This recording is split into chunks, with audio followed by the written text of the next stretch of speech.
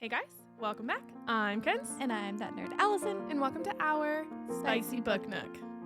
Guys, we are here. It is book 2. It is Back to the Girls.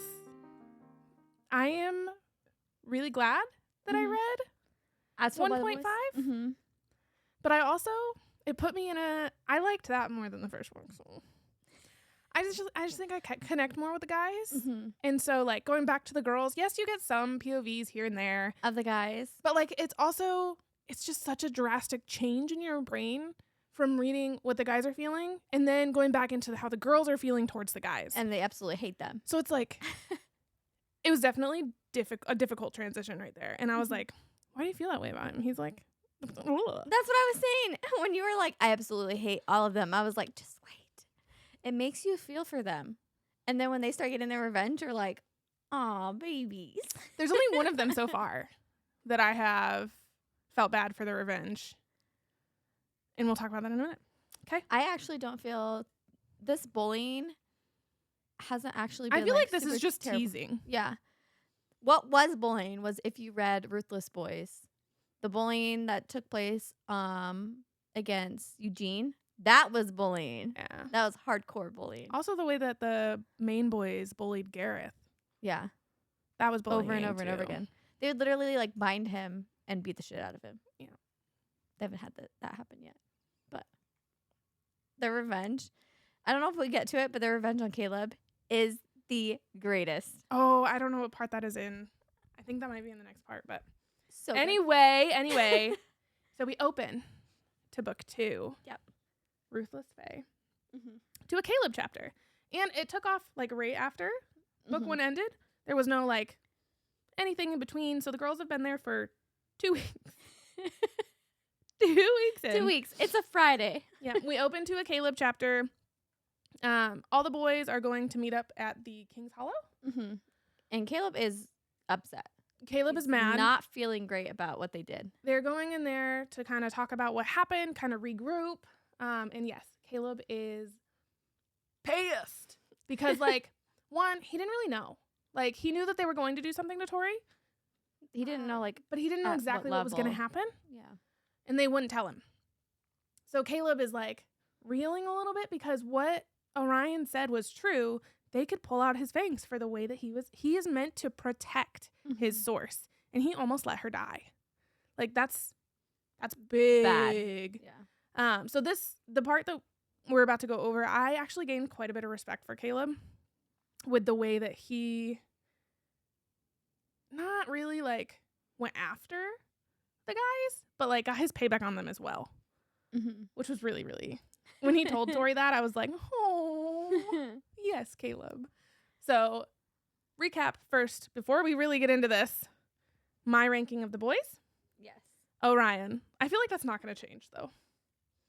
I feel like Orion might. might be at the top the entire time.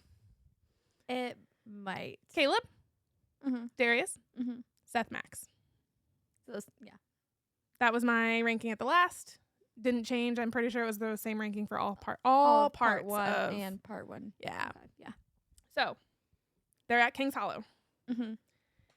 And one thing that I did highlight here that kind of I was like, my dude, this is your fault, not hers. Uh-oh. He says, it was her own fault, really. I tried to get her to leave the dance with me before anything had happened. I'd done my best. Uh-huh. I did my best. You literally were like, want to come back and fuck? So your best That was- fucking sucks is what you're telling Yeah. us right now. Terrible. So I was like, oh, Caleb. And then he literally said right after, keep telling yourself that. He knew. He's like, just telling himself whatever he needs to, like, not feel as bad. And then he also kept like pushing the guys off. He didn't want them to be near them. He specifically sat in a one-person chair so Seth couldn't rub up on him. Mm-hmm. He also kept watching Seth play with Darcy's hair because Darcy had made a bracelet of Darcy's hair Seth had made a bracelet of Darcy's hair. on his, like, oh, duh. It's a bracelet. It's on his. Well, you said Wrist. Darcy had made a bracelet of. Oh, Seth made a bracelet of Darcy's hair and he was playing with it on his wrist. And Caleb was like, it just kind of roiled in his gut. And he was like, that's disgusting. And then another thing that they kind of talked about throughout this whole thing was how they kept seeing a shadow pass under the stars and like under the moon. They couldn't like. I'm pretty sure was that Darius? Because he's flying around in dragon form. Because he was mad after what had happened at the end. Because he was with gonna, Lance he was taking gonna, his yeah, he was gonna Stardust go away. kill His dad. His dad. He was gonna attempt to. And it was. And Not Gabe gonna was like, end. "No, Don't do it." my all-seeing eyes are telling you no." I saw a reel. Can we just hold on for a second? I saw a reel of Gabriel, and actually, I have it saved. But it was, the scene from Harry Potter where he's like, "We know of an item that can stop you know who," and they're like, "Okay, what is the item?" And they're like, "He's like, I can't see that." And he's like, "Where is it? I also can't see that. How is it gonna help? I don't know that either." It's Gabe. All of his visions. He's just like, I don't know what it is. I can't tell anybody about it. I don't know exactly how it plays a part in it, but you have to do this one thing. Anyway, I was dying. they're just kind of talking, and then here's where we really get the explanation of the King's Hollow, where he's talking about what it is, what it's for, how the guys use it. And he had said only the most powerful Fae could gain access to this place, and as such, within its walls, we could be free. I wonder where the new meetup for the girls is going to be. I'm pretty sure that that's literally what I put in my notes. Just gonna I was like, la-di-da-di-da, stumble across it. girls are going to join soon. Yep. Because they keep talking about most powerful Fae, and I'm like, You guys don't even know yet. Well, they don't know, but they know. Like, they're just like in denial. Yes. I cannot wait for part 2. He says, I couldn't remember the last time I'd wanted to avoid them, talking about the heirs, but right now I didn't feel like lingering in their company. And then he talks about what his mother said to him. If you can love the other heirs like brothers, then your life will be all the easier for it. But either way, you are stuck together. Through the good and the bad, you are united. Your individual feelings do not matter when it comes to the actions of the group. You are one, and you must never show even the slightest form of weakness to the outside world. The actions of each of you are the actions of all of you. You stand together. If you falter, the whole of Solaria will fall. And he keeps coming back to the nymph attacks. So a lot of the things that the guys say throughout the book is we can't appear weak, or else the nymphs will have a better chance of taking down powerful Fae. And I feel like it's a little bit of a cop-out of, I can't talk to the girls because the nymphs are going to kill everybody. Yeah. They're more powerful than you. Like, they have so much potential. And you are taking all of that potential away little by little because you are conceited assholes. They get theirs. They don't better. They get theirs. And then Caleb talks a little bit about how everything could have been different had the girl's dad never been killed. So he was like, if they had grown up amongst the Fae, I had no doubt in my mind that they already would have secured their position above the 4 of us. And I suppose we wouldn't have balked at it if that was the way it had always been. If no one had ever thought they were dead in the first place, then we never would have been expected to rule without them. But now they were just a problem. 2 powerful girls with no knowledge of our world or the ways of our people. Fucking teach them. Nope. How dare they have to teach them, help them at all. And I get it. They're like, we're the most powerful. And then 2 girls come in and they're like, are you? Are you sure? Okay. We've been here for 2 weeks and we can hold our own. Yeah. So I can understand how they're like, what's it called? When they're macho man. Yeah. Their egos are getting stepped on a little bit. And then another thing so I talked about this in 1.5. Max irritates me. I hate how happy he is to hurt them. I hate it. I hate how happy he gets. You haven't gotten his backstory yet? A little bit. But I don't know if it's in this part or the next part.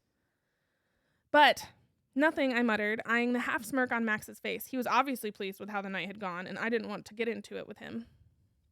Of course you were pleased, Max. You're the one that was the catalyst that started all of this shit. Oops. And then they're all pretty upset about getting detention with Orion.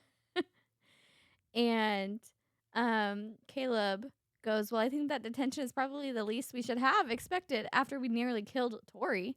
I was still pissed at Orion for daring to give it to us, but I guess I could suck it up in light of what we'd almost done. Max goes, I didn't see you doing much. If it wasn't for the code you hide behind, I think that maybe you weren't standing with us on this. You didn't even help with the preparation of it. They hid it from him, and then they're like, well, you hid behind the code. You didn't help us. How dare you? And then another thing that Caleb talks about is how Max is hiding. He hides behind the fact that he likes to pull fear out. And he says he couldn't hide his true self from me or the other heirs, no matter how hard he tried. Wrong. He's a good guy. You'll see. Is he? Yeah. Is he? But then they go in and they're talking about it. And essentially, like, they're all kind of upset with the way it turned out. Mm-hmm. None of them are really like, oh, this was great. Yeah. Especially Darius. Darius and Caleb are like, this is a dumb idea. A little distraught about it. I feel like a bad person. Oh, no. And then they talk about how their parents, like, they don't want to be like their parents. And they say, how many times have we sat around this room and discussed all the things we didn't like about the way our parents rule? And yet, at the first real test of our claim, we bow to their way of doing things. Exactly. I'm really hoping that this is like the start of them changing, of them like not trying to fight the girls as much as they were, which as far as I've gotten, I think that holds true. I don't think that they're as like they're changing tactics a little bit. Yeah. And it talks about it a little bit. Have you gotten to the next dance? No. I'm not that far, and this is only part 1, Allison. Okay. And then we move into a Darcy chapter. Mm-hmm. And this was where her and Tori they decide that they are going to leave. Mm-hmm. They say, fuck this. Yeah. And this isn't worth. It's not that they're broken. That's not what happened. It's they know that they cannot deal with this constantly. Like, imagine if you're like, you're here, you just want to be there because you love where you're at, and you're just consistently being bombarded with hate and like malice, and no matter what they do, it's never good enough. No. And they're always going to fight them. Instead of like trying to fight for that one thing that you love, maybe it might be easier to just leave. So they have an idea. Darcy's going to get Stardust. So, well, hang on. So they're like, well, we can't go back. We don't have anything waiting for us. Mm-hmm. And so, yes, they come up with a deal. So who is someone that we know that has a lot of money, that just really likes gold? Hanging around. Just chilling in his room. And just in huge piles. Yeah. So, yes, Darcy is going to go get Stardust to take them back to Chicago. Mm-hmm. And Tori is going to go break into Darius's room and steal gold. Then they plan on transferring the gold, making it money, and just having a ton. And another thing that they talked about is they're like, we know coercion now. We'll tell the guy to go in and give us the best suite in the hotel. We'll be good. Have they been told what happens to Fae that stay in the immortal realm for long periods of time yet? Mm-mm. Yeah, their plan is kind of. Anyway, Miss, I know everything that goes on. No, it's just I don't know if they've been told that yet. They haven't, no. How if Fae go into the mortal realm for long periods of time, they start like losing their magic and getting super, super weak, and they cannot stay over there or they will die, type of thing. Well, anyway. No, we haven't gotten there yet, Allison. Now you messed up my plan. I don't know where I was. Darcy and Tori are going to go get things. Yeah, but I was going to say something. I forgot. Way to go. It's all your fault. It's just about the world in general. It's not even a spoiler. How dare you? I forgot. Oh. Cut back in now. Ready? And everybody is really distracted right now because they pulled a big, huge meeting. I forgot what it's called. To talk about Professor Astrom's death. So nobody is out there. They're like, I don't give a shit if we lose 150 points for each of our houses because we're not going to be here anyway. So hope that pisses the heirs off. Yeah, because the entire student body has to attend the meeting. Yep, or they lose points. For their houses, yeah. They're like, good, I hope they lose points. I hope it really pisses off our head of house, Darius, instead.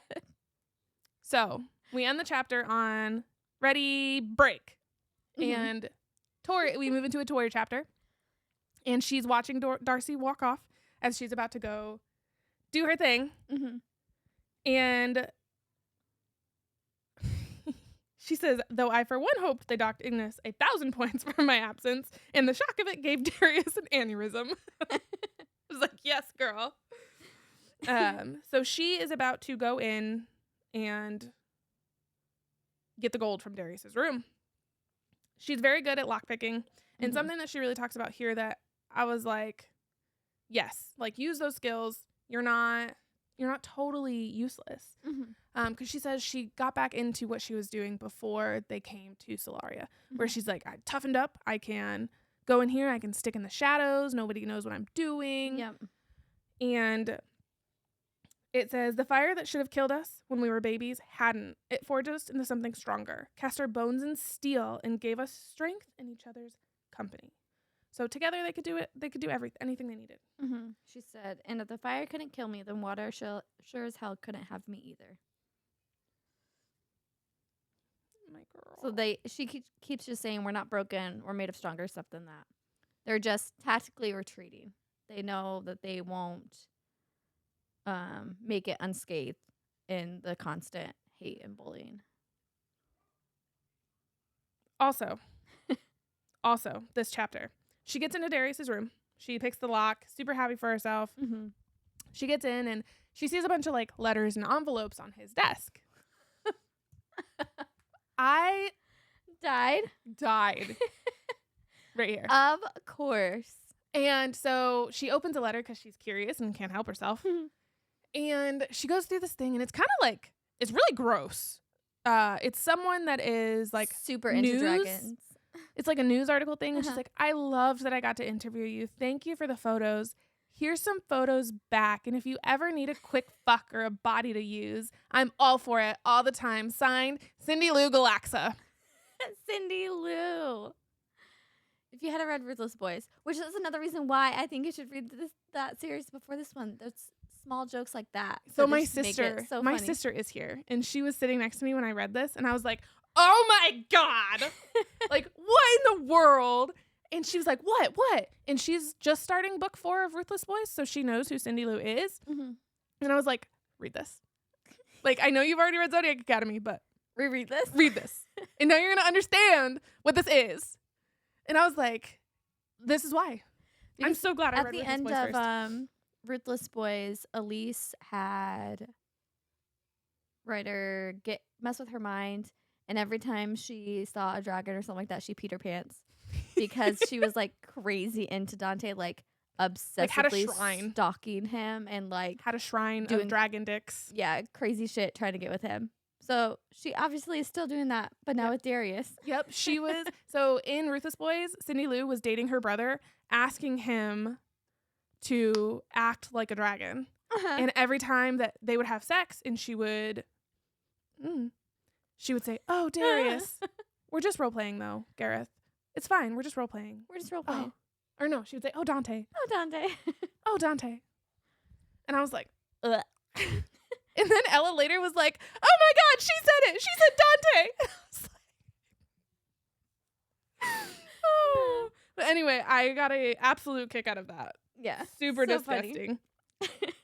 And then so she goes back to the treasure. She says, Darius' treasure called to me like the whisper of darkest temptation and promised a hint of vengeance. Another thing that she finds is a blade. We know what this blade is. She does not. Yep. And something about it is like calling to her. And she says, my gaze fell on a chair which was sitting beside the fire. Oh, wait, no. I lied. That's not the right thing. Where is it? Yo ho ho and a bottle of rum. I remembered to myself for my own benefit, snorting a laugh as she's taking his gold. Oh, it didn't actually come out until she was already destroying everything. So she looked up. Mm-hmm. She saw a pair of sweatpants. So usually Darius is super OCD, but he had gotten ready quick to go to the assembly. And he had thrown a pair of sweatpants onto the chair next to his fire. Dangerously close. Whoops. They met dangerously close. That might have not been strictly true, but it could have been. It could have been. And she just so needs she to pushed the cover. chair a little bit and was like, I'm just going to stroke the flames a little bit. If you don't know by now, Tori cannot control her flames. They get a little out of And they're order. very, very, very hot. And My magic flared in response to the fire, and I tugged on it just a little. My wayward control over my magic meant that just a little was actually a hell of a lot, and I leapt back with a squeal of surprise as a tongue of flames licked its way over the sweatpants and quickly engulfed them. The chair went up next, then the carpet burst alight. I backed up, caught between shock and laughter, and when I'm done. And then the power of my fire magic was warring within the confines of my skin and beneath my heated fingers. The gold turned to liquid, which ran down the floor by my feet. She started turning every piece of gold in Darius's room, just melted it. melting it. And So she's like, fuck your golden bed. Fuck this bedpost.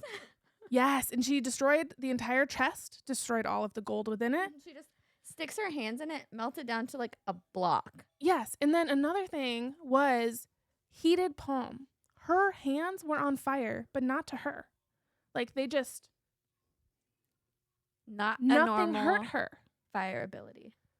It is not.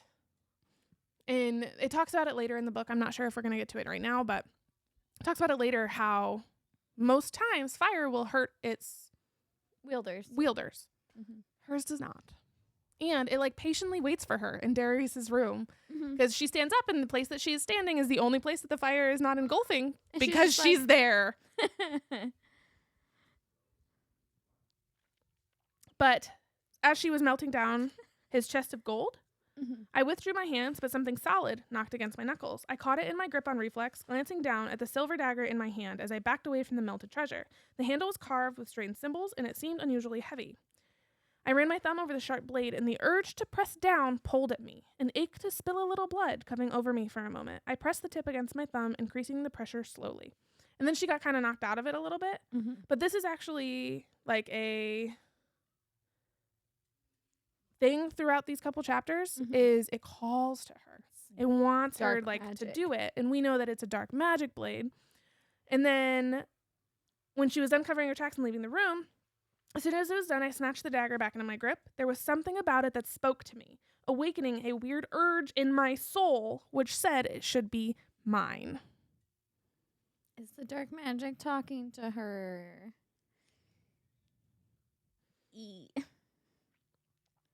At the very end, she goes, everyone knows Carmen's a bitch. And today, her name was Tori Vega. What a way to end a chapter. And then we go to Darcy's chapter about how she's going to go ransack Orion's office looking for Stardust. So she gets there and she can't unlock the door because she doesn't have Tori's lockpicking skills. So She's she just also blasts a hole through fucking it. clumsy. Yes. She just blasts a fucking hole through Orion's door. Then she goes in and she's trying to open all of his drawers. They're all locked. So she's like, you know fucking what? I already did it once. Let's just and blast them all open. So she finds the Stardust, but then Orion's coming down the hall. And she says, oops. I just kind of giggled. She just didn't give a shit anymore. But Orion's coming through. And so she tries to get away by throwing the Stardust on her. And Orion, of course, with his vampire speed, catches up to her.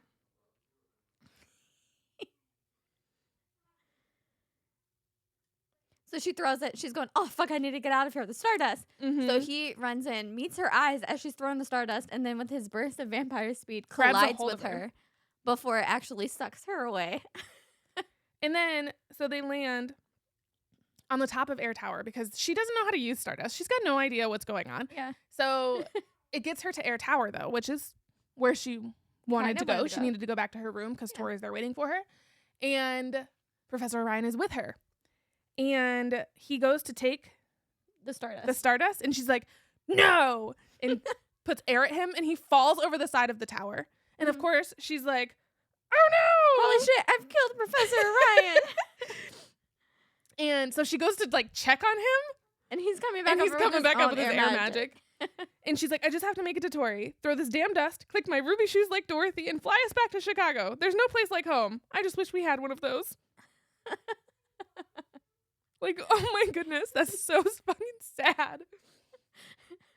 And then she was expecting Orion to be angry. Mm-hmm. And he goes, that's one way to wake a guy up, huh? For half a second, I thought I sensed a lightness to his tone, a glitter of amusement in his eyes, but maybe even a hint of pride. But all at once it was gone, and I was totally certain I'd imagined it. So she's trying to get away from him. And she says he was so close because he trapped her with air magic, and he was like stalking around her. Mm-hmm. And she goes, he was so close, and I can only think it was an attempt to intimidate me. My thoughts during this, I was like, no, my girl. Mm-mm-mm. He is close because he needs you. No.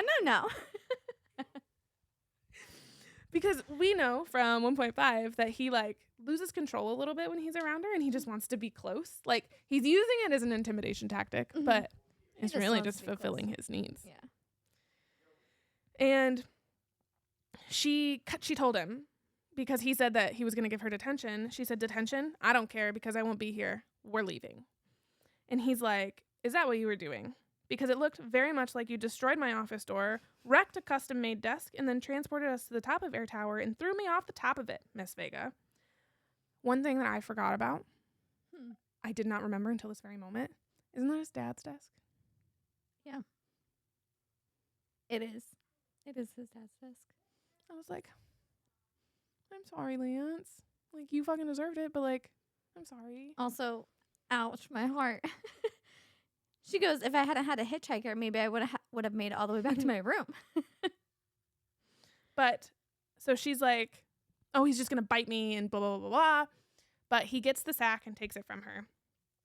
And then he says, I thought you and your sister were made of tougher stuff. You can go home, but you can't use this. Find another way. And then he said, say it then. She says, say what? That you give up your place at Zodiac Academy.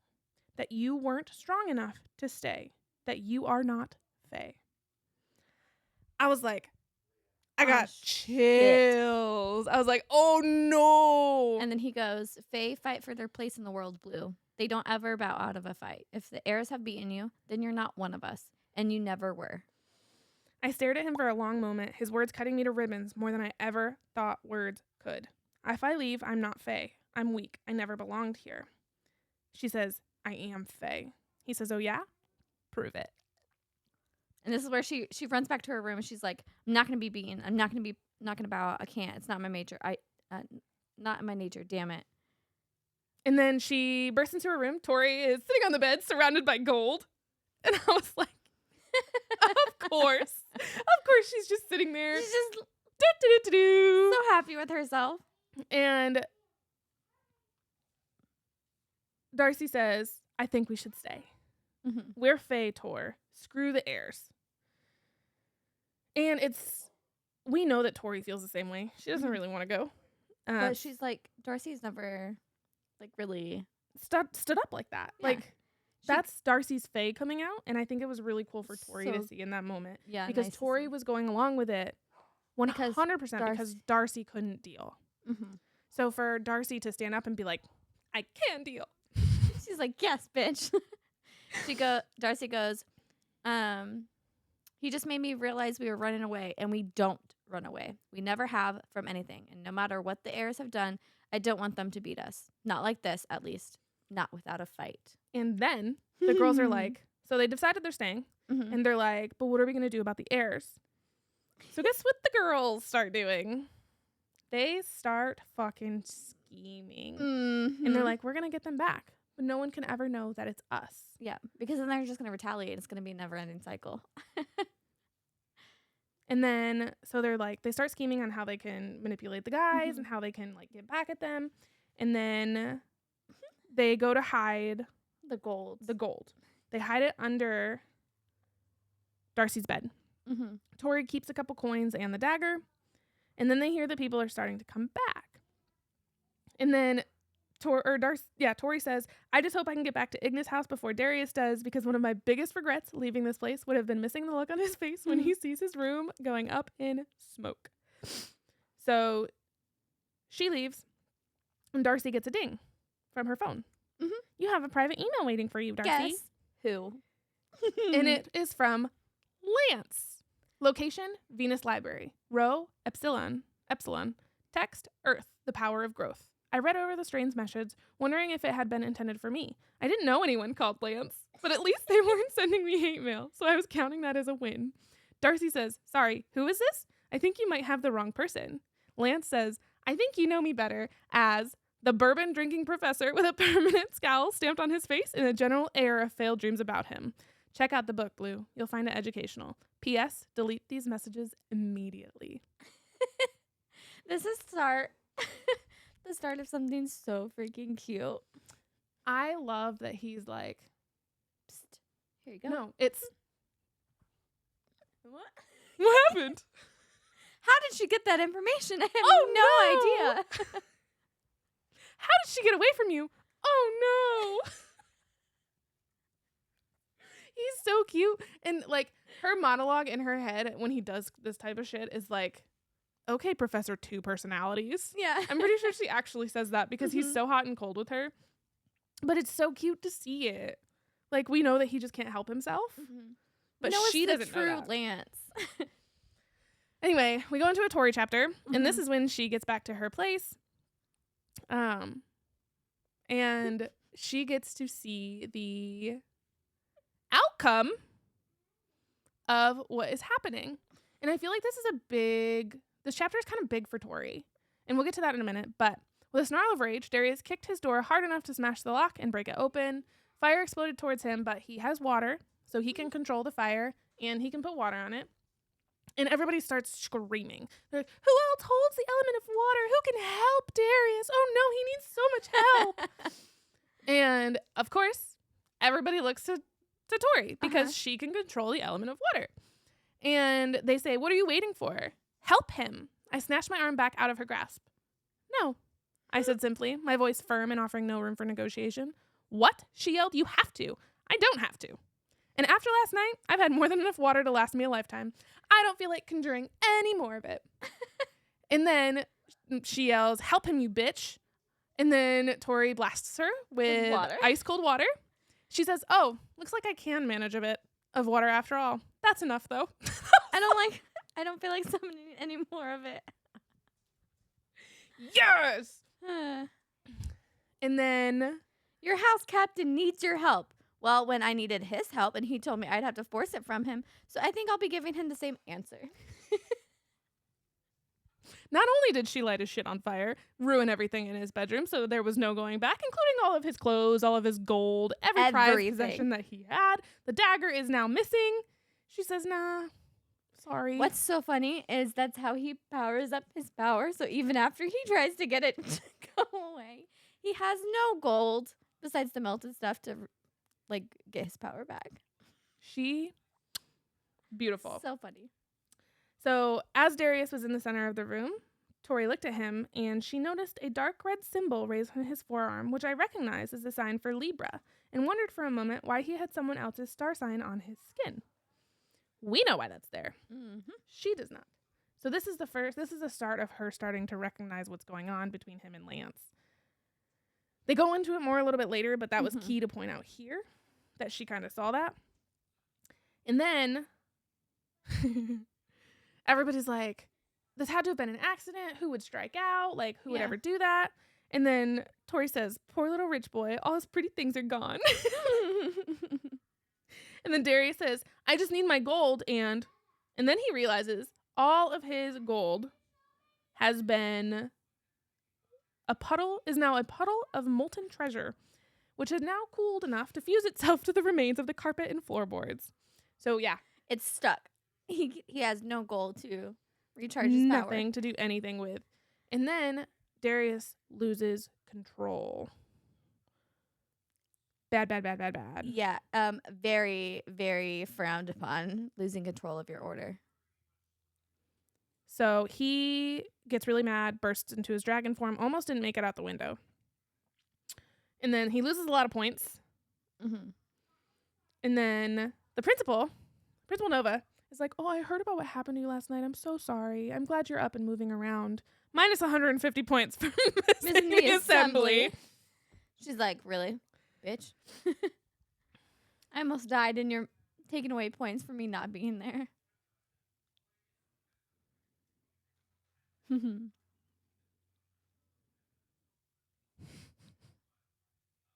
And then, so the next day, she's just hanging out. She takes a shower, like trying to decide what to do with her day. She gets her horoscope. She's like, oh, fuck, I'm going to have to see Seth today. Yep. And they're just going through. She's searching Fae book. Mm-hmm. Everybody's like, oh, poor Darius. Oh, no. And she comes out of her bathroom to find Caleb. Yep. Caleb is standing at her door. He says, hey, sweetheart. Or maybe Caleb is who her horoscope said she was going to see today. Not Seth. I think Seth is in Darcy's. Mm-hmm.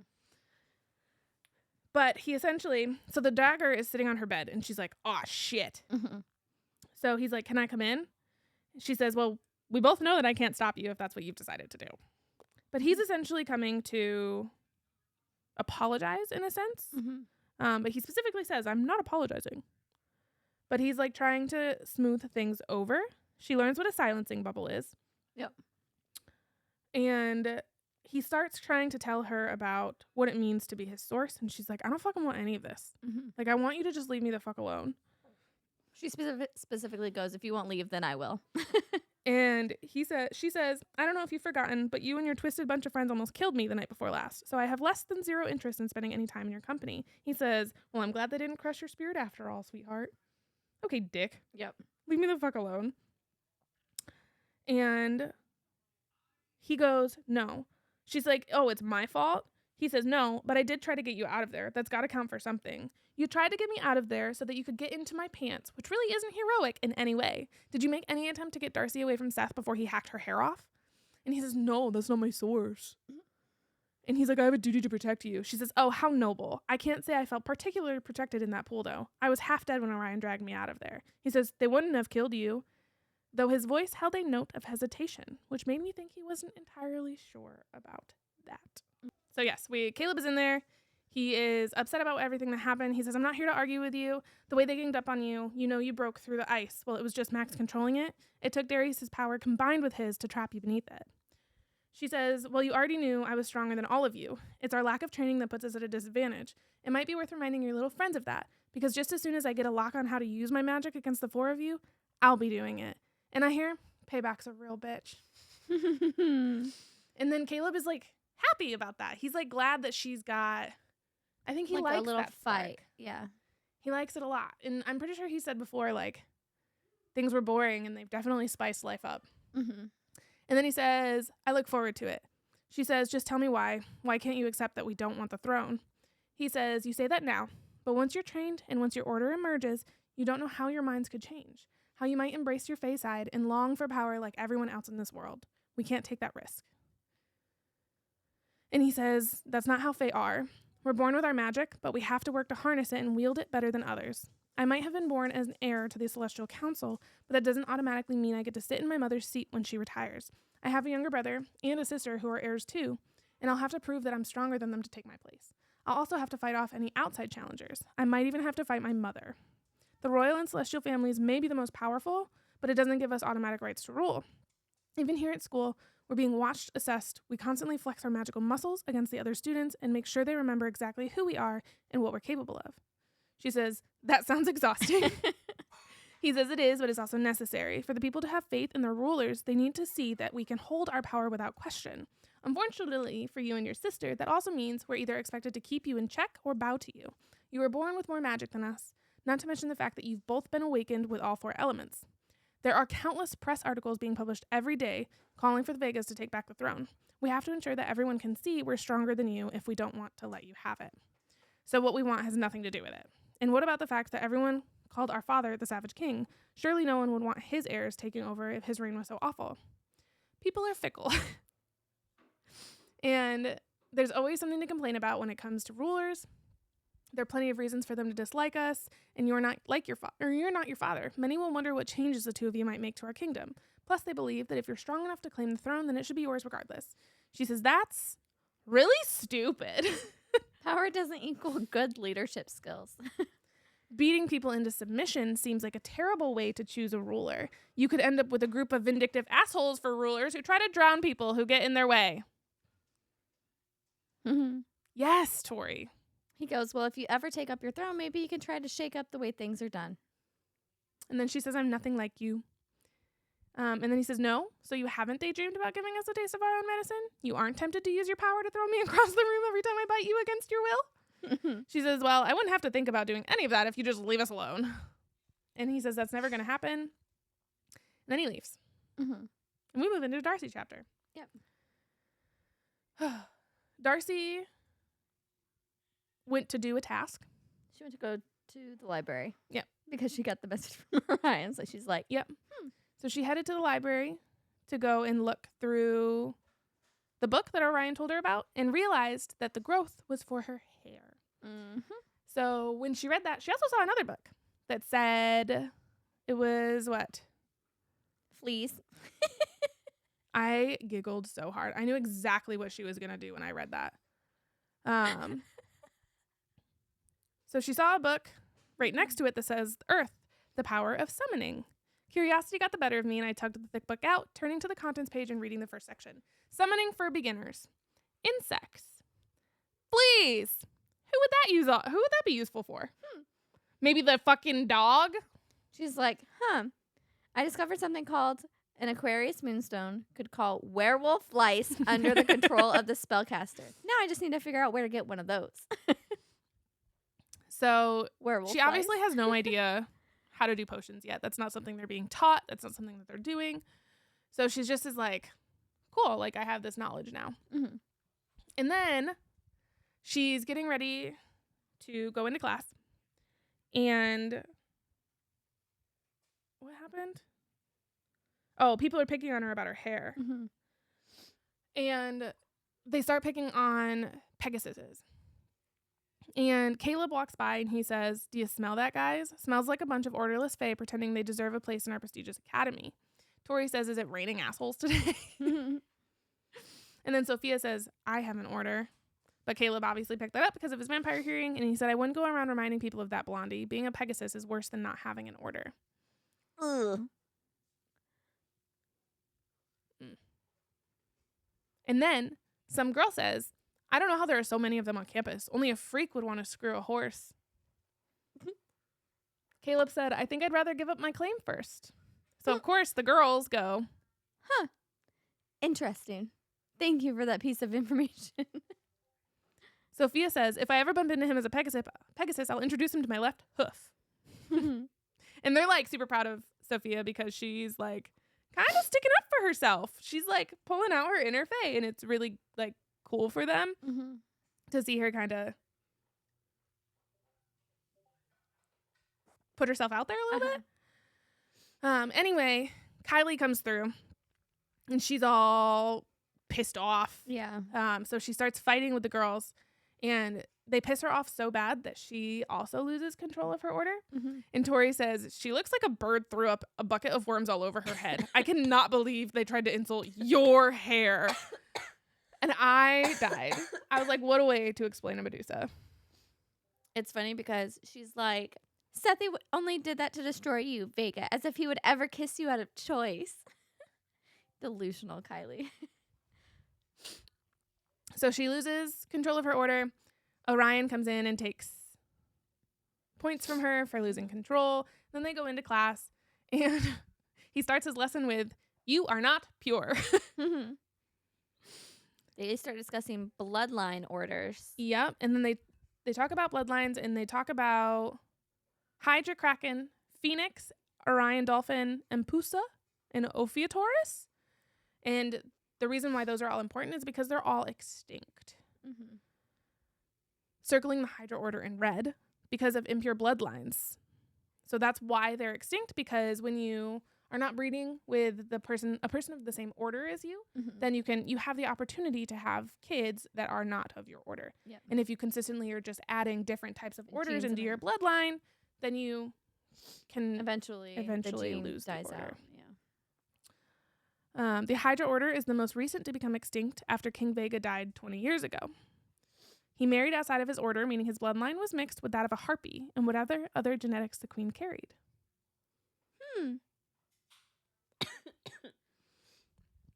And then the girls have not emerged yet, so there's no way to tell what they're going to be. And then Orion gets a call. Yeah. Professor Astrom's murder was ruled a nymph attack. Yep. So, of course, he starts freaking out, and now they have to Go over nymphs and what they are. So he starts talking about nymphs, and then there's a knock on his door, and Francesca comes in and said, "New evidence has come to light. I need to take some of your students in for questioning." And who do you think she's going to take? Obviously, the girls. And something... Well, hold on real quick, because I think this is before she comes in. Yeah, before she comes in. He starts talking about the Shadow Realm. Does anyone know where nymphs originate from? The Shadow Realm, Diego offers. Correct. That's where the fifth element lives, sir, Tyler says. There is no such thing, and I suggest you don't blow smoke up the ass of that particular rumor, Corbin. They ask what the Shadow Realm is, and it's another mirror world. It's not like ours or Earth. It's where dark magic originates. Nymphs are born of it, but they cannot wield it, not unless they steal magic from the Fae first. And then they talk about how they have probes. Yeah. So nymphs originate from the Shadow Realm. I forgot about that part. Anyway, But so yeah, Francesca comes in, and something that Darcy thinks is Orion's hot date is part of the fib. And then Darcy. she says, "Sorry to intrude, Lance." And he says, "Is everything all right, Francesca?" And Darcy's like, "They're definitely screwing each other, and I definitely don't care." And I was like, "Oh my girl, you definitely care. So Darcy, in her clumsy self, is about to leave the room with Francesca, and she almost falls. She didn't almost fall. Orion darted forward and caught her wrist. And she says, "I frowned as I spotted a dark red tattoo branded there. It was a symbol I vaguely recognized, and it took me half a second longer to remember it was the one for the star sign of a Leo." Weird. Darius' star sign. Weird. And then he told her she has detention. And she goes, "I do?" "What for?" And then he goes, "Stardust, Miss Vega." She goes, "Oh, right." He goes, 6 a.m. in the Jupiter Hall. Don't be late. She goes, "So long as you aren't." Sassy. And so they go into the room with Francesca. And they're waiting outside the door. And guess who comes out? Yep. Mr. Seth Capella. Mm-hmm. And he has her hair around his wrist. This is the first time she's seen it. And he says, "Oh shit, did a rogue lawnmower drive over you on your way to class, babe?" Funny. Actually quite funny. But really shitty. And then Tori says, "Shouldn't you be off sniffing some dog's ass somewhere, mutt?" And he's like getting really pissed off at them. And he says, "I don't like the look of fire in your eyes, babe. Didn't I break you well enough?" And she says, "Iron is made stronger in the hardest part of the fire, Seth. You didn't break me, you forged me." He dropped his hand, his brows pulled together, and a strange look entered his eyes as I walked away. And so they're pulled into the room with Francesca, and we know what Francesca is. She is a Cyclops. Therefore, she can see your memories. Yep. So she's like, she puts the messages from Falling Star in front of them and was like, "We know you were communicating with him." And she's like, "Which one of you want to talk first?" And of course, Tori is like, I'll do it. She's like, "Great. So I'm going to choose Thanks your for sister." volunteering your sister. And she goes into Darcy's mind. Which, wonder what she found in there. Wonder if she didn't look for other things. Like the way her relationship is with Lance. Word. I don't like Francesca. I don't like her at all. The boogliest I had ever seen. She looked like Mike Wazowski from Monsters, Inc. Boogliest. And then we move into a Darius chapter. So Darius has been following Tori on all of her runs. Tori doesn't know this, but we know this. And so he's talking to, I think he's talking to Lance. And he says, "Aw, did you have to fly in a few more circles, Deedums?" He taunted. "By the stars, I've seen you naked way too many times." And then he says, "Many women would pay good money to have that problem." Because now Darius has to wear Lance's clothes because he has no clothes. And now he's got to go to his family's house to get more gold. And of course, what do you think's going to happen when they get there? His dad is going to beat the shit out of him. So they get in and they're taking Lance's car.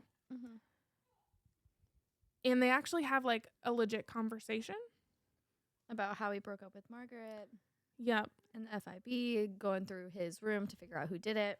And that's when we know that there's about to be a room inspection. We know that the girls have the evidence in their rooms. So they're like, "Ooh, what's going on?" And then they something between them. I love their banter. So he says, "Yeah, maybe tonight's the night I'll finally pluck up the nerve to act on my undying love for you," Lance said. And Darius says, "I sure hope so. All the other girls would be so jealous if I'm the one who finally bags hot Professor Orion." And I was like, "You too." So they get in his car, and Darius says, "I lost the dagger," which is really a big deal because if they can trace that back to Darius, he can really go to bad. prison, even though he's an heir. And so Lance is like, "Well, I will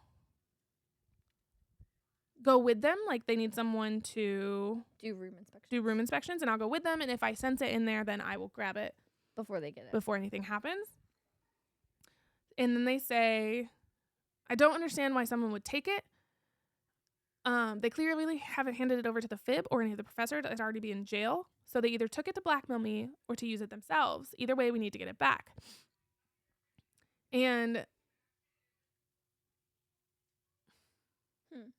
nothing. Anyway, they say, if the FIB conduct a search, if they find my dagger, blah, blah, blah. Orion says, "I will do it." And he's trying to figure out who would have the balls to sneak into his room. And he's like, and take it. "The only person that I could think of that would have the balls is Tori Vega, but we broke them well enough." So they think. So you think. And then they're kind of talking about how to break their bond. And they're like, they just can't. They've tried it a couple times. My immediate thought was, because he's like, "My dad's power is too strong for it. Like, it's too strong for me because he's the most powerful." And so I immediately was like, well, maybe the girls will do it. Maybe the bonds between the two of them, when they complete them, will destroy the bond between Lance and Darius. Theory. I don't know if that's correct, but could be. Interesting. Anyway, so they walk in and Darius wants to see Xavier because he hasn't talked to him, has been kind of ignoring him and putting him off. So he really wants to go see him. So they walk in and his mom is like, "I don't think you should do that." And she's like, "You're not even going to listen to me if I tell you no." So he goes up to see Xavier. And he stops by his dad. Like, his dad is in his office and he's on the phone call. And he hears his dad say, "Told you what my decision is on this. I believe they could be of use in something very delicate. So I want you to divert your attention from them for now. I'll make my move on that front when the timing is right." My immediate thought was he's talking about the girls, right? Because he's been trying to destroy them for so long. Now he wants to use them because he's realized, I want to. The th are coming out tonight. So that's my thought on kind of that conversation. He's talking to someone about how he wants to use girls for something else. And then he passes into Xavier's room.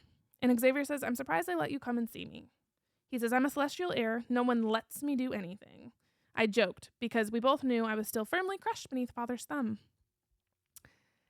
So Darius, as he was walking into the room, there was glitter on the doorknob. The room is super dark, and Xavier won't looks let like him look at him. He's depressed. looks like he's about to showered. cry, is what Darius sees. Yep. And then he says, "Tell me what the hell is going on." His lips parted, his eyes filling with tears. A Kirksman didn't cry. Father had beaten that impulse out of us years ago. And then he says, "You can tell me anything." He gripped me tightly, looking into my eyes like he was afraid to find a lie hiding there. Hi, Xavier. My order emerged. "You're not a dragon?" I asked him. Xavier shook his head slowly, trying to withdraw his hand from mine, as footsteps sounded on the stairs behind me, but I refused to release him. "It doesn't change anything for me. You're still my brother. I don't care if you're a werewolf or a vampire or a..." And then his dad walks in. And he's like, "So he told you, did he?" And Darius is like, "It doesn't matter. I'm first in line. Xavier never wanted to challenge me." His father says, "Yes, I still have my heir, but I've lost the spare." "Did he tell you exactly what order he is?" And then his father force shifts Xavier from fear. Yeah. Xavier is a lilac colored Pegasus. I knew this was going to happen. So my theory confirmed. His father goes, "I still think we should kill him to cover this up. But your mother has finally grown a backbone and won't allow it. She even came up with a backup plan in case I killed her too, so that the information about the disaster would be leaked to the press the moment she died. So for now, we've contained him here. And this is a goddamn disaster. Can you imagine what the other celestial families would say if they found out about this?" So and then they're forcing Xavier To hide. what he is so that no one knows. Which is kind of fucked up because Pegasus have to be in a herd. They have to be around other people. It's kind of like wolves. They're loves. Yeah. They love to love. That's literally their point. They grant wishes. They're just like... They're just happiness. Yeah. And sparkles and flying through the clouds and rainbows. Like, that's what a Pegasus is. And he has to stay in his dark room, secluded from everybody. And then, so his dad, after that happens, his dad kind of leaves him, which honestly, he's leaving Xavier alone. He doesn't even want him around him. So I think it's a good thing for him right now. I don't like what they're doing to him. Like, that's really sad. And that's probably more hurtful to him in the long run. But it's keeping Xavier away from his dad. Lionel. Yeah. Which is good. Anyway, he pulls Darius into a room to kind of talk to him about what the fuck's going on with the girls. Darius is like, "Well, we didn't really beat them." And then he says, "Those girls are clearly tougher than we expected them to be after being raised in the mortal world. That approach isn't working as effectively as we'd hoped. We may need other ideas about the best way to deal with them." Which is like what Darius has been telling him the whole time. So Darius is like... He's like, "I don't understand why you want me to..." And then he goes, "You don't need to understand. You're my heir, not my equal. If I want you to do something, then you will. I'm not interested in your questions on my methods." And then he starts to beat him up. As expected. Yeah. Lance busts in. He forces Lance away with his air magic. Like, this is kind of just again. Like, that was my thought while reading this. Like, just beats the crap out of him. Just always. And so Darius is like on the verge of challenging his dad, but he knows he won't win. So he backs down because he really doesn't want anything to happen to Lance. Yeah. And then his dad says, "Clean yourself up before you join us for dinner." Lance goes up to him and he heals him. Lance feeds from him. Lance feeds from him because every time he does this, it kind of drains Lance a lot because he's pouring all of his magic into feeding him. Darius lets him drink from him because he is pretty much constantly being recharged in this mansion. Darius says, "He's getting worse," I muttered. "Something will have to be done soon." And then Lance goes, "Maybe we should escalate our plans." Dun, dun, dun. And Lance says, "As soon as we get back, we'll begin." Then we move into a Tori chapter. She is having a tough time because they're about to move into their water elemental class. And she's having a tough time. Obviously, she was just almost killed again. Drowned, yeah. And so I think who's in this class with them? Darcy and Max. Oh, water. Duh. Yeah, Darius and Max. So they come over to kind of pick on them. And then before Darius and Max could make it to us, Geraldine approached, striding through the water. At her side was a pretty, dark-haired girl with a fierce look in her eyes. Geraldine says, Your Majesties, good golly, I just realized the darndest thing. Neither of you have seen my order form. Darcy says, what? And then she says, this is Angelica, the latest member of the ass. And Angelica started to strip. Angelica was like cousins of Darius. Mm-hmm. They're smaller dragons.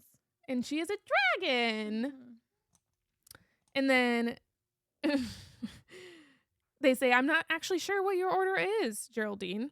She's a great big guard dog, Max says dismissively, but I noticed that he'd stopped his advance on us and his eyes were glued to Geraldine, who was now fully nude. Okay, my little cutie pie Max, who's in love with Geraldine. And then she says, a guard dog with poisonous teeth, which can kill even the strongest of Fae in less than 15 minutes.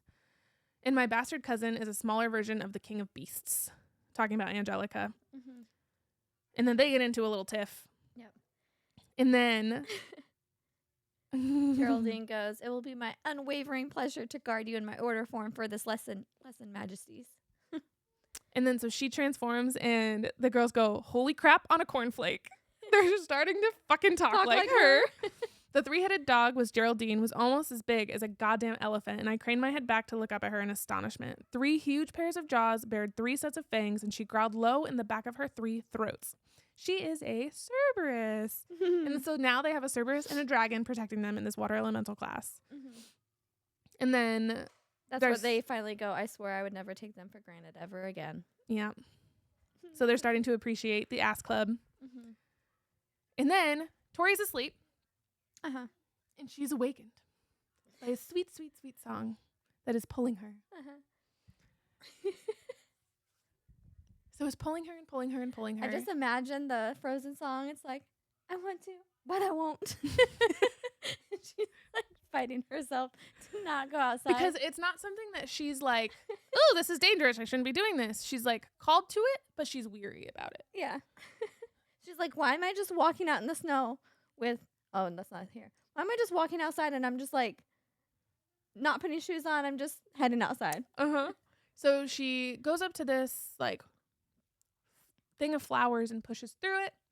And the song stopped abruptly and the siren on the rock turned to look down at me. It was Max. He had a siren song and was pulling her to him.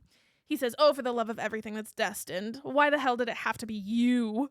So this is not something that he can control. Either. It's neither of them. Order. And it locks them into a magical bubble, essentially, that neither one of them can get out of. So they literally, the only way to get out of it is they have to kiss. They have to. Yeah. And it is where Max's power is essentially reversed. So how he feeds on people's emotions, the person that he kisses actually takes his power from him and is fed his emotions. Yeah. He explains to her that usually he's kissing like weaker Fae, so he can always kind of control what they're seeing in his head. I knew before this started what was going to happen because, I mean, obviously, Tori is stronger than him. So, yeah, he goes. She's like, do I have to? Like, do I really? Yeah. Like, which is worse, kissing you or staying here for the rest of our lives? She goes, why would your power require you to kiss me to kiss you? He goes, because when you hear the call of a siren, you have no choice but to answer it. Your song spelled.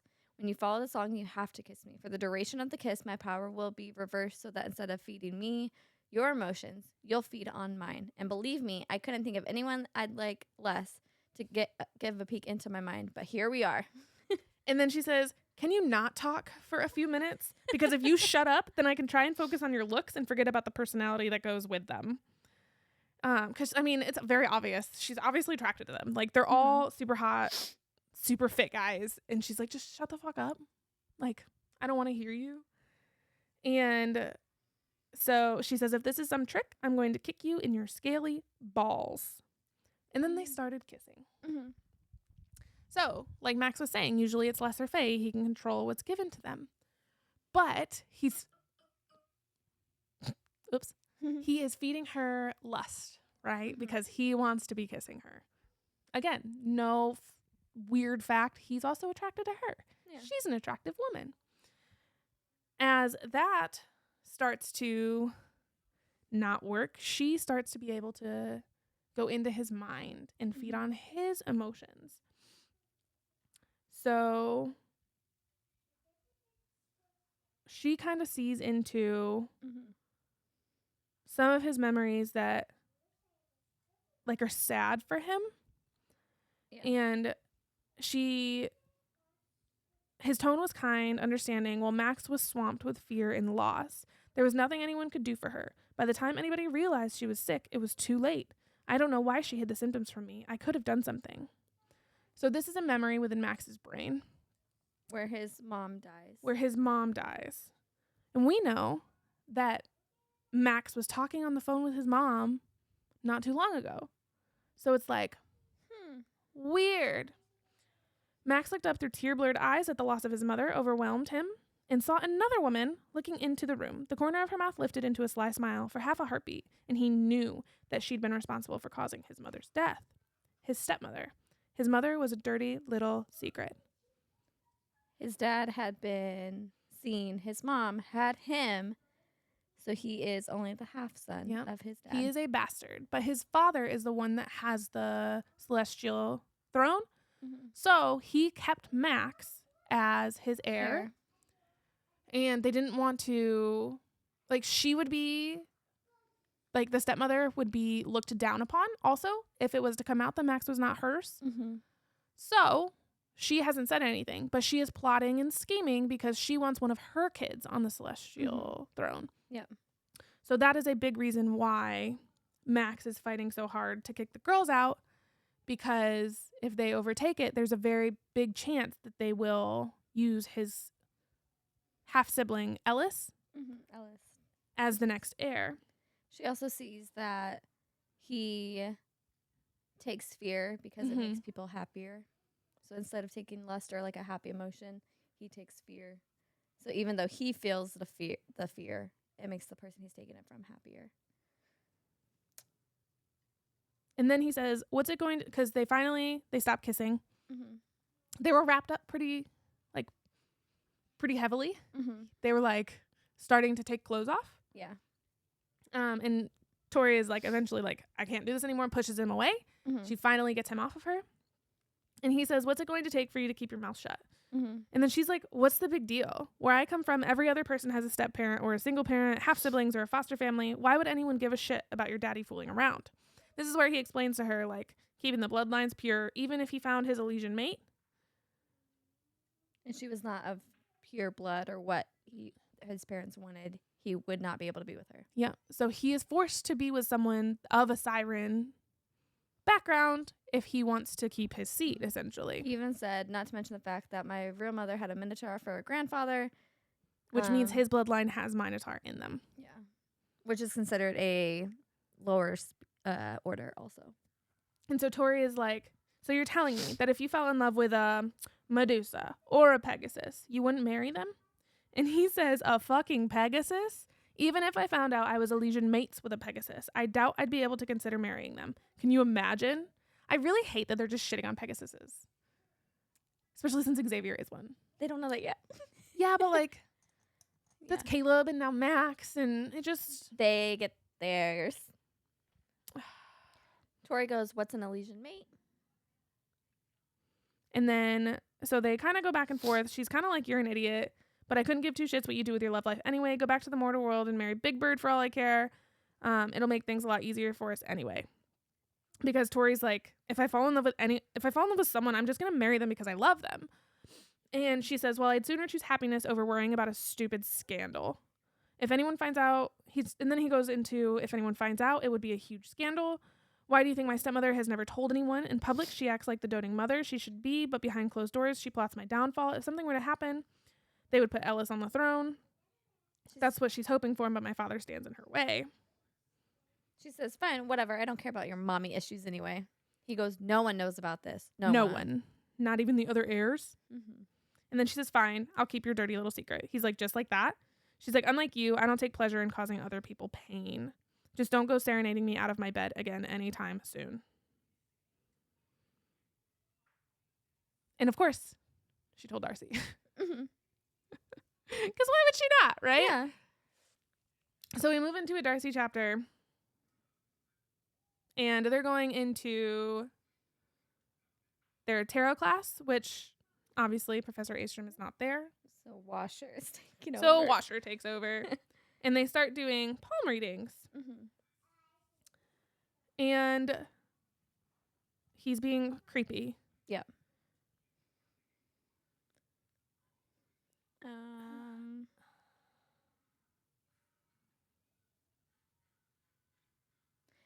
Tori goes, I'd rather cut my nose off than lay a hand on him or any other teacher in this school for that matter. Darcy goes, even Orion? Tori looks at her and she goes, well, yes, especially Orion, Darcy. Are you serious? And Darcy goes, he's just got that, brooding thing going on. She goes, you mean that holier than thou assholeness factor? She goes, yeah, that's the one. I wouldn't actually go there. Obviously. And then he's coming around and talking to other people, looking at their palms. And he said to Tori, he says, you have quite the exciting taste in lovers, don't you, Miss Vega? Sophia had explained that the most powerful sirens could actually look at your memories. And apparently, Washer was strong enough to peek inside Tori's head. And then he turns to Darcy and he says, your love line tells me there's a forbidden romance in your future. A stormy sea is coming, Miss Vega, but you will ride it well. Okay, fucking weirdo. And then they start reading each other's hands. And Darcy and Tori do theirs. And then he makes them switch partners. Also, really quickly, because they were talking about Orion. And Sophie was like, you can't actually go there, blah, blah, blah, blah. Teachers wouldn't dare lay a hand on students because if they did, they would be power shamed by the Celestial Council, stripped of their rank in the whole of Celeria. Can you imagine? She goes, maybe I can. I don't think we could sink much lower though. And she goes, no, Darcy, it's worse than you think. The whole Fae world would turn their back on you. If you read Ruthless Boys, you understand what this is due to the relationship between Ryder and the female teacher. I forgot her name. The vampire teacher. If you were power shamed, you wouldn't have a place in this school. You'd have to work your way up from the very, very bottom to try to earn respect back from even the weakest of Fae. And then Washer's like, okay, let's switch it up. Yeah. And pairs Tori with, or pairs Darcy with Kylie. Yep. And Tori with Kylie's friend, Jillian? So Darcy's like trying to make fun with her, like trying to make it less awkward. And of course, Kylie doesn't want that. Kylie's just being Kylie. And then she's like, so why are you, she says, Kylie says, I am fighting my own fight. I'm fighting to keep his eyes off of you. He pretended, and then she says, he pretended to like me. He cut off my hair and you recorded it. How can you possibly think I'm a threat to you? And then Kylie says, because you're beautiful. And every time you're in a room, he stares at you. And when you're not there, he can't stop looking at that disgusting bracelet of hair he made. He wants you to bow to him, but given half a chance, he'd have it both ways and have you under his arm too. After this, Tyler Corbin decides to put all that information out there on Facebook. And then Seth responds back to him, which usually that's not something that the heirs do. They don't usually stoop that low. And he says, essentially, he's going to put his face through a brick wall the next time he sees him. And then they all left class and they're like, we're going to go hang out. We're going to study, blah, blah, blah. And Orion decided to reschedule their liaison session for that night at 7. So they say, maybe we should show him the card. Maybe he'll understand, because I think he's read their hands before. So they're thinking like, hey, you might be able to understand what this is going on. Diego says, are you sure that's a good idea? Why don't you trust him? Interesting. Orion is late, like normal. And then when it gets to that point, Darcy's just like, what the fuck ever. Like, I'm just going to leave. So she goes to leave and gets caught by Seth and his pack while they're beating Tyler up. And so they turn around and try to go after her. She is running. Well, she tells them to leave him alone. She stands up for Tyler. Yep. And then Seth goes, look who it isn't. It isn't the Queen of Solaria. Okay, Seth. So they start chasing her. And so she's like trying to get away, running. And she's like, they almost catch her and she's like feeling for a door and she gets pulled in. The scent of cinnamon stroked a fire in my belly and I stiffened as I realized who had come to my aid. absolutely silent. He breathes in my ear. So they're looking for them, and Orion, like, starts feeling her up. Mm-hmm. And then His fingers found the skin between my shirt and waistband, and he weaved a frantic whirlpool through my belly, pushing lower into the deepest regions of my body. This is so against the rules. Must move, but I want to stay. we were flushed to each other, and I only realized how intimate this was now that I was no longer in fear for my life, because they had they'd gone away, like they were looking for her in a different area. Mm-hmm. She says, yeah, I didn't try to move again, and he didn't either. Mm-hmm. And then, like, he's, like, feeling her up. Mm-hmm. She says, if I look at him, I think I'll burst apart into a million heated fragments, but if I don't, I'll never see the answer to my question in his eyes. She looked up at him, and he was cold. She's like, what the fuck? Yeah. He goes, they're gone, so move. And she's like, thinking in her head, like, what the fuck made him turn like this? She's like, you definitely ground your ass against him, maybe for 1 single second, but that's not it. She's like, sir. He said, don't you dare talk back. Move. Mm-hmm. And then she starts walking out, and he's like, where the fuck do you think you're going? We She's still like, have a liaison thing. to my room? He's like, no, we have to do our liaison session. And she's like, which you didn't show up for. And he's like, pitball practice ran over, and besides, I'm here now, aren't I? So they go back into his thing, and he finishes telling her, oh, well, first, Darcy didn't want to go, so he threw her over her shoulder. Mm-hmm. And she's like, how is this fucking okay? Yeah, Nova goes, having a little trouble with the student. He goes, nothing to worry about. Just little Miss Vega skipping her liaison. So they get in there, and he sets her down, and they literally spend 2 minutes talking about nymphs, and he's like, okay, end of our session. Mm-hmm. Okay. He said, it's my duty to protect you as your professor.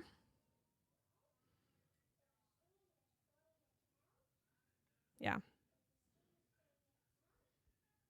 And he keeps saying that he'll do whatever to ensure Darius takes over the throne. But we both know that he's... It's like he's trying to convince himself. Yeah. More than he is trying wavering to for her. But so she shows him the card, and he like he said he doesn't understand. She knows he's holding back though. And he says, I will do whatever it takes to ensure Darius and the other heirs sit on the throne of Solaria, and I urge you to never underestimate that vow. And then we move into the last chapter. Mm-hmm. It's Tori. Last chapter for this episode. And it is a Tori chapter. She is practicing her magic in the common room with Sophia, trying to get away from her coercion, which is not working very well. She's having trouble with focus. So essentially she can't be doing something and also fight off coercion. Yeah. And then bang, bang, boom. Fib comes in with Orion. Bang, bang, boom. Fib comes in with Orion. They're starting their searches. Mm-hmm. There is still stuff in Tori and Darcy's room. It's in Darcy's? No, it's in Tori's. Tori's got the dagger. Oh, Tori has and the dagger. coins. I thought Darcy, because they met in Air Tower. The bag of coins is in Darcy's room under her bed. bed, but The dagger is in the Tori's. dagger, and she's got some coins too. Yeah, just a couple. Yeah, she's got like 5, I think they said. Yeah. But she had also melted down one of the dragons. I don't remember when she did that, but at some point she did that. And so they walk in there and they're like, everybody will stay where they're at. We're going to do dorm inspections. And Tori's like, oh, fuck. So she convinces Sophia to tell her to put water over her head. Mm-hmm. So she can go change. So that she can go change. And so she gets into her room. She's like, are you going to walk in here while I change, Professor? Because Orion escorted her to her room to make sure she wasn't doing anything fishy. And she ends up throwing the dagger and the coins into a sock, throws them out her window, lowers them with air, and then covers them with earth. Yeah. And then comes out and hands Orion his jacket, like using that as an excuse of why it took her so long, because he had put his jacket over her the other night when he had pulled her out of the pool. Yep. So she gives his jacket back and then goes back into the common room with Sophia. And just like waits it out. Well, no, I think she leaves. Because it's not that they can't leave, it's just they can't go to their rooms. Yeah. So then she leans against the side of Igna's house, and she's trying not to look towards her stolen goods. Because she feels like a like a feeling that someone's watching her. So she just kind of hangs out for another minute, and shoop, here comes Darius. And he's like, so he's naked when he transforms. She's like, oh, for the love of crap. You could have landed anywhere you liked. Why did you choose to flash your goods at me? He's like, why are you hanging around out here? She's like, well, I was enjoying some time away from assholes, but we can officially count that as being over. He's like, it looks like you were reading about me. And she says, oh yeah, you caught me. Secret fangirl here. I just love to stand about staring at photos of you, daydreaming about your oh so dreamy body, and imagining what it would be like if you had a halfway decent personality. Then she goes, zero truth to any of those comments. Darius actually smiles at her when she says that. We know that he likes her. And then, so once he goes away, she grabs her stuff and runs. And then she's like, what is he doing over here? Because she started running and he was right behind her. She's like, he was going into the Ignis house. Like, now she's starting to realize that he's following her. So she runs to the orb, grabs the water, and makes eye contact with him across the room as she leaves the door. And then she hides. And she sees him walk by. And he's like asking people, have you seen her? They're like, no. And so she slips back out behind him because he goes this way. She goes this way. And she goes to Air Tower. Goes to Darcy's room. Goes to Darcy's room, tells her, like, hey, they're doing room searches. We need to get out of here. So they go into the Wailing Wood. And they're like, we have to dig a big-ass hole. We don't have earth magic. We didn't bring shovels. What are we going to do? They could really just use their earth magic, but they don't know how. Yeah, they're just dumb. Well, they don't know how to use it. They're not dumb. She just covered a sock and lowered things down with their air, but they can't figure out how to dig a hole with their earth magic. They're just dumb. Anyway, while they're digging, someone approaches them and they don't realize it. And then you hear, holy guacamole, your majesties. Wonder who that could be. Shit, Geraldine, don't sneak up on people. Well, then, what in the name of Santa sunbathing in a thong are you up to? What the fuck? So anyway, they're like, well, she's here. She sees us. We're going to tell her. Yeah. And she says, the honor of keeping your secrets would be the single greatest accolade I have ever achieved. I will take it to the grave. I would hold your confidence even if I was tortured on the rack, fed alive to starving rats, boiled in a vat of weak old gravy, beaten by the fists of, we get it. So she uses her earth magic. She explains how she regenerates her magic, and that's by aconite, which is a flower that is poison. And so the girls go, I'm guessing you heard about the little fire? Well, that was kind of me. She says, well, pull my tail and call me Miss Whiskers, so this is his gold? And they said, yeah, we need to bury it. She says, look no further. Geraldine Groose is a firm friend and a trustworthy protector of the true heirs of the throne to Solaria. Your scandal is my scandal. Your war is my war, and your enemy is my enemy.